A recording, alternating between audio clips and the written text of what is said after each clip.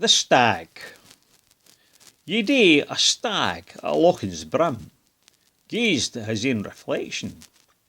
Says, I've a bonny antlered head, shame about the lower section. My royal rack o' antlers braw, they're the best o' richt, but a curse upon these scrawny legs, are they no an awfu' sicht.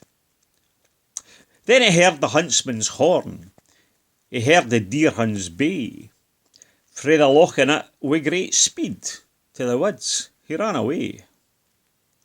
Onward, onward, at full pelt, the hounds were gieing chase. If it hadna been for his vaunted croon, the stag would hae won the race. In the deep, deep forest, he displayed a wheel-turned ankle, but alas he come to a grinding halt, wi' his head a' in a fankle.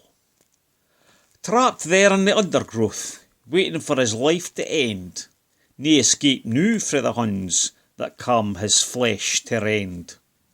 Oh, wae is me, the stag said, to be trapped by what I valued maist, and the only thing that could save me, I thought, my black disgrace.